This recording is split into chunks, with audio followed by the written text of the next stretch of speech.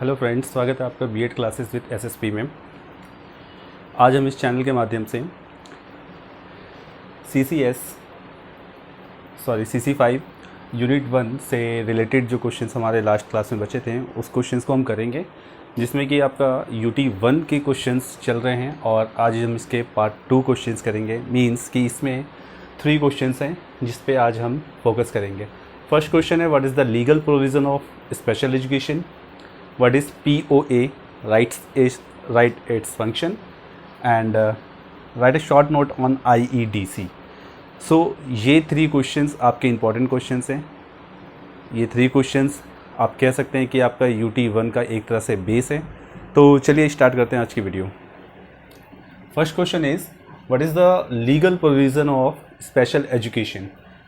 So students, legal provision of special education, special education means कि एक ऐसे education की बात हो रही है जो सभी तरह के स्टूडेंट्स के लिए बने हुए हों, ख़ास करके उन स्टूडेंट्स के लिए जो कि फ़िज़िकली एंड मेंटली चैलेंज्ड हैं। जैसा कि मैंने यहाँ कुछ मेंशन भी किया है कि कौन कौन से स्टूडेंट उस कैटेगरी में आते हैं, चिल्ड्रन विद डिसेबिलिटीज़ वगैरह जो भी हैं वो इसी कैटेगरी में आएंगे। तो बेसिकली हम उन प्रोविज़न्स की बात करेंगे जो गवर्नमेंट ने प्रोवाइड किए हैं, इसलिए कि ये लीगल प्रोविज़न है। तो गवर्नमेंट ने हमें कौन कौन से एजुकेशनल राइट्स प्रोवाइड किए हैं इससे रिलेटेड और कब कब प्रोवाइड किए हैं, ये इस क्वेश्चन के माध्यम से हम देखेंगे। So provided by government some special care that included teaching material and various things. Government ने इस विषय में बहुत सारे टीचिंग मटेरियल थिंग्स भी हमें प्रोवाइड किए, टीचिंग एड्स प्रोवाइड किए हैं, जैसे आप हेयरिंग एड्स कह सकते हैं या फिर कुछ ऐसे टेक्निकल टर्म जो कि गवर्नमेंट ने हमें प्रोवाइड किए हैं और जो कि बहुत ज़्यादा उस टाइप के स्टूडेंट्स के लिए बहुत ज़्यादा ज़रूरी होता है जो कि इंटीग्रेटेड एजुकेशन लेते हैं। गवर्नमेंट स्कीम्स की अगर बात करते हैं तो IEDC, IEDSS, SSA, RMSA, ये जो स्कीम्स हैं ये गवर्नमेंट ने प्रोवाइड किए हैं। इनकी जो फुल फॉर्म है IEDC, जैसा कि हम देख सकते हैं, integrated education for disabled children, integrated education for disabled children and integrated education for disabled senior secondary students, and SSA, as we know that the meaning of SSA सर्व शिक्षा अभियान, ये लीगल इट मीन्स कि special education के under में ये सर्व शिक्षा अभियान आता है। और RMSA राष्ट्रीय माध्यमिक शिक्षा अभियान, ये सभी जो अभियान दिए हुए हैं, ये सभी जो राइट्स दिए गए हैं या स्कीम्स दिए गए हैं, ये ज़्यादातर उन स्टूडेंट्स के लिए हैं हु आर फिज़िकली और एंड मेंटली चैलेंज्ड स्टूडेंट्स। सो जैसा कि मैंने आपको लास्ट क्लास में बताया था कि हमारे वीडियो बनाने का मोटिव ये होता है कि ऐसे स्टूडेंट जो एट ए टाइम कर रहे हैं या करने बैठे हैं, उन्हें कुछ नहीं आता है या स्कूल में नहीं कर पाए, कॉलेज में नहीं कर पाए, तो उनके लिए ये टॉपिक बेसिकली ये बनाया जाता है, वीडियोस बनाई जाती हैं ताकि वो अच्छी तरह से कर सकें। सो इस आपका जो ये पॉइंट है लीगल प्रोविजंस में, आप लीगल प्रोविजंस में कुछ स्कीम्स डाल देंगे और लीगल प्रोविजंस का इंट्रोडक्शन दे देंगे। दैट्स इट, इतना आप इसमें लिख सकते हैं। So we come to the next topic. Next topic is what is POA, write its function. POA means program of action. Program of action उसे कहते हैं कि किसी भी स्कीम या प्रोग्राम को आगे बढ़ाना, कि गवर्नमेंट ने जो स्कीम इनिशिएट किया है या इम्प्लीमेंट किया है तो उसमें थोड़ा सा इम्प्रूवमेंट करना और उसे अपडेट करके आगे बढ़ाना। तो ये कब हुआ और कैसे हुआ? लास्ट क्लास में as I told you that NPE has been updated 2 times, first time 1968 and second time 1986। 1986 में जो ये इम्प्लीमेंट हुआ था उसी का और ज़्यादा अपडेट होके जो स्कीम आई है उस स्कीम को कहते हैं POA, means program of action. So we can say that it is a part of national policy education NPE 1986 and it was inaugurated and implemented, and also can we say that it was updated in 1990. So 1990 के बाद ये update होता है और तब से इसे हम कह सकते हैं कि ये जो आपका प्रोग्राम है ये स्टार्ट हुआ है। So we come to the its feature कि इसके फीचर्स क्या क्या हैं, किस तरह से ये वर्क करता है, क्या होता है। So first of all we can see that non formal education for girls, इसमें POA में जैसा कि हम जानते हैं 1986 में ये किया गया था कि बेसिकली जो एजुकेशन है उन कैटेगरी को दिया जाएगा who are belong to the OBC SC ST, इस कैटेगरी से जो बिलोंग करते हैं उनको दिया जाएगा। वुमेन का भी इसमें एक अपडेट किया गया था। इसके बाद ये अपडेटेड किया गया है कि this is a necessary for all girls who comes under the age 15 to 35। हर उस लड़की को पढ़ने का अधिकार दिया गया है जिनकी आयु 15 से 35 वर्ष के बीच में आती है। Early childhood care study arrangements. So early childhood care में एज वी नो कि अर्ली चाइल्डहुड केयर, इसमें आपको आंगनवाड़ी आ सकता है और कुछ ऐसे स्कीम्स आ सकते हैं जो कि आप अपने आसपास नियर बाई भी देख सकते हैं कि उनको गवर्नमेंट प्रोवाइड करते हैं। और ये छोटे बच्चे जो वहाँ पे जाते हैं, उठना बैठना बोलना चलना खाना पीना एक साथ रहना, ये सारी चीज़ें सीखते हैं। तो ये भी एक गवर्नमेंट का इनिशिएटिव प्रोग्राम है कि गवर्नमेंट ने इसे यहाँ पे प्रोवाइड करवाया। नेक्स्ट है स्टडी अरेंजमेंट। स्टडी अरेंजमेंट्स में इनके अंडर में जो स्कूल्स आते हैं उनको सभी प्रकार के सभी तरह के अरेंजमेंट्स प्रोवाइड करवाना। फॉर एग्जांपल हियरिंग एड्स देना, विजुअल एड्स देना, और कुछ इनके टेस्टेज होते हैं, कुछ इनके रिक्वायरमेंट्स होती हैं, उन सभी रिक्वायरमेंट्स टेस्टेज वगैरह को कंप्लीट करना, इनकी नीड को कंप्लीट करना, इसमें ये सभी चीज़ें इंक्लूडेड हैं जो कि स्टडी अरेंजमेंट में कहलाती हैं। तो फीचर्स हम इसके कह सकते हैं कि फर्स्ट ये है कि ये 15 से 35 ईयर्स के गर्ल्स को प्रोवाइड करवाया गया है। सेकंड ये है कि इसमें अर्ली चाइल्डहुड केयर से रिलेटेड जितने भी थिंग्स आती हैं, जितनी भी सेंटर्स आते हैं, आप इसमें हेल्थ सेंटर भी ले सकते हैं क्योंकि वहाँ पे हेल्थ चेकअप भी होता है, रेगुलर हेल्थ चेकअप होता है, जिसमें आप फर्स्ट एड से रिलेटेड चीज़ें भी देख सकते हैं कि वहाँ पे बच्चों को ये चीज़ें सिखाई भी जाती हैं और बताई भी जाती हैं that what is necessary in sudden change या सडन इवेंट या sudden accident. Okay, so now we come to the third topic, write a short note on IEDC। Students, IEDC जैसा कि हमने यहाँ पढ़ा था, आप देख सकते हैं IEDC, and I told you that it's full form is integrated education for children with disabilities. Full form है इसकी integrated education for children with disabilities. Integrated means कि एक साथ कलेक्शन में एक साथ मिल के पढ़ना, सभी बच्चों को एक साथ सभी यानी कि इक्वल एजुकेशन प्रोवाइड करवाना, ये इसमें आता है। तो IEDC जैसा कि हमने पढ़ा integrated education for children with disabilities, तो डिसेबिलिटीज़ से रिलेटेड मीन्स कि उन चिल्ड्रंस को इस बात पे ध्यान दिया गया है कि जो भी बच्चे, गवर्नमेंट इस बात पे ध्यान देती है कि जो भी बच्चे डिसेबल हैं, मेंटली चैलेंज्ड हैं, तो उनके लिए वर्क किया जाए। ये जैसा कि हम जानते हैं कि इंटीग्रेटेड एजुकेशन है तो ये गवर्नमेंट इनिशिएटिव है, गवर्नमेंट वेलफेयर के लिए काम किया जाता है। So it was launched by minister of welfare of government of India.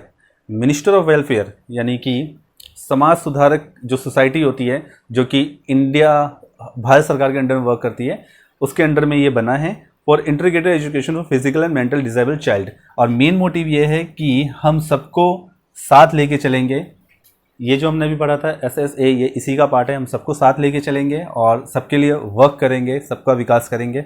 इसका मोटिव यही है कि ख़ास करके जो physical and mentally disable children होते हैं, जिनको समाज में इस तरह की सुविधाएं नहीं मिलती हैं जो आमतौर पर नॉर्मल चाइल्ड्स को या नॉर्मल चिल्ड्रन को मिलती हैं, तो उनके लिए ये एजुकेशन बनाया गया है। ये स्कीम बनाई गई है कि इस स्कीम के अंडर उन्हें वो सभी फैसिलिटीज़ प्रोवाइड करवाई जाएंगी जो अब तक उनको प्रोवाइड नहीं की गई थी। Okay, it was helped 50% by state government. As I told you that it was initiated by central government. तो सेंट्रल गवर्नमेंट और स्टेट गवर्नमेंट दोनों इसमें मिलकर वर्क करती है, इसलिए इसमें जो भी इसका बजट होता है उसका 50% स्टेट गवर्नमेंट पे करती है और 50% रिमेनिंग सेंट्रल गवर्नमेंट पे करती है। इट वाज रिलीज्ड इन 1992 और अगर हम देखें तो इसकी स्टार्टिंग हुई थी 1992 में। आपको याद रखना है IEDC हुआ था 1992 में और NPE हुआ था 1986 में और POA हुआ था 1990 में। मैं भी यहाँ पे लिख दूंगा, आपको बहुत अच्छी तरह से इसका ध्यान रखना है। तो it was raised in 1992 and further spread all over India. और स्टार्टिंग में कुछ स्टेट्स तक हुआ था, आगे चल के बहुत सारे जो रिमोट एरियाज़ हैं या जो स्टेट्स हैं या जो डिस्ट्रिक्ट्स हैं जहाँ पे ऐसी सुविधाएं कम होती हैं, वहाँ भी इसको स्प्रेड किया गया। And with NGOs and other government schools, इससे जो रिलेटेड हैं इनिशिएटिव्स हैं, इन्होंने NGOs ने भी बहुत इसमें पार्टिसिपेट किया। और कुछ मोस्टली स्कूल्स में ये भी प्रोवाइड किया गया कि आपको इस टाइप का भी एक सेक्शन बनाना होगा, इस टाइप का भी एक कोटा रखना होगा, ताकि इन सभी स्टूडेंट्स को equal rights and equal education मिल सके। तो फ्रेंड्स, इसमें यही था कि इंटीग्रेटेड एजुकेशन किसके लिए, physical and mentally disable children के लिए ये चीज़ हमें करना है, काफ़ी अच्छी तरह से करना है। ये क्वेश्चन आपके B.Ed फाइनल ईयर एग्ज़ाम में आएगा, और ये क्वेश्चंस अगर आप CTET में के एग्ज़ाम में बैठते हैं या किसी भी TET एग्ज़ाम में बैठते हैं तो ये क्वेश्चंस आपके इम्पॉर्टेंट हैं। और मैं आपसे ये कहना चाहूँगा कि कुछ पॉइंट्स हैं जो कि आपको उनके डेट्स ज़रूर याद रखने चाहिए। फर्स्ट डेट है आपकी इसमें NPE, जो कि 2 पार्ट्स में था। मैं दोनों के डेट लिख देता हूँ, 1968 एंड 1986। इसके बाद आपका आता है 1990 POA, ये हुआ था 1990 में। और इसके बाद आपका आता है IEDC integrated education for disable children. Okay, ये हुआ था आपका 1992 में। तो ये कुछ डेट्स हैं जो आपको बहुत अच्छी तरह से याद रखनी चाहिए, बहुत ही अच्छी तरह से याद रखनी चाहिए, क्योंकि आपको CTET या TET एग्ज़ाम में बहुत कुछ आता है, लेकिन जो MCQs आते हैं वो डेट या फिर कुछ एक्चुअल ऐसे पॉइंट्स पे आते हैं जिसको या तो आपको फुल फॉर्म बताना होता है, या फिर वो इनिशिएटेड कब हुए थे, इम्प्लीमेंट कब हुए थे, अपडेटेड कब हुए थे, किस उनके टाइम पे PM कौन थे, CM कौन थे, या किस में इम्प्लीमेंट हुआ था, ये सभी क्वेश्चंस आपके आते हैं। So it is very necessary part of your exam as well as your CTET exam. So we come to the topic and revise it once again, that what is the legal provision of special education. Special education के legal provision में पहले आप introduction बताएंगे कि उसका introduction क्या है, why do we need to study this topic.